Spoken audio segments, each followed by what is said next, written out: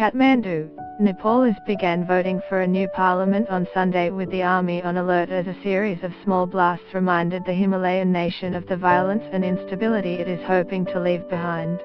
More than a decade after the end of a civil war between Maoist peasant guerrillas and security forces, Nepal is hoping this election, the first parliamentary polls since 1999, will complete its long journey from a monarchy to a federal republic.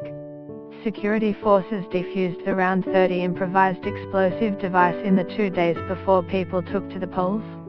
A Maoist splinter group was behind a series of small blasts, Army spokesman Raj Dahil said. For all the security concerns, voting was largely incident-free. Except for some minor complaints from a few places, polling in all areas is smooth and peaceful so far, Ila Sharma, a member of the Election Commission said. Suresh Balsamy was the first voter at Kagadagor polling centre, about an hour's drive mostly on a dusty and winding road from capital Kathmandu.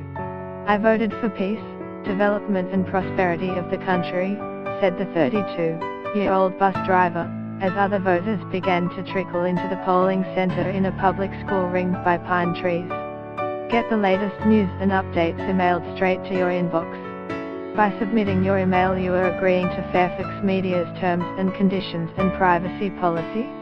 Candidates have used everything from mules to drones flying their party flags to reach voters in remote areas with no roads, according to media reports.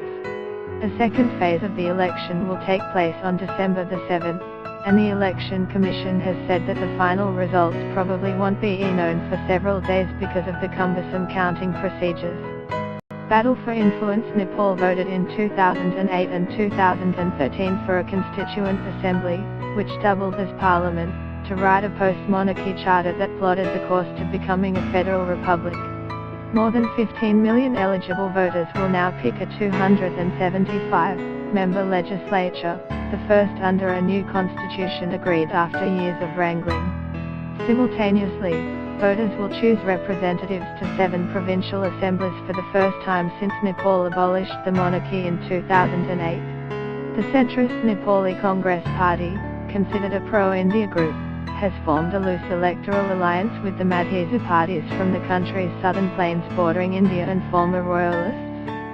Facing the alliance is a tight-knit left coalition between the former Maoist rebels and the main opposition Communist UML party, perceived to be closer to China. Wedged between India and China, Nepal needs to balance ties, but the outcome of the election could determine which of the Asian giants gets the upper hand in the battle for influence in the buffer state. Both are looking to benefit from Nepal's potential as a source of hydropower and have been lobbying for infrastructure projects to capitalize on the untapped potential of the rivers cascading from the snow-capped Himalayas. Home to Mount Everest, and one of the poorest countries in the world, Nepal depends on tourism and aid.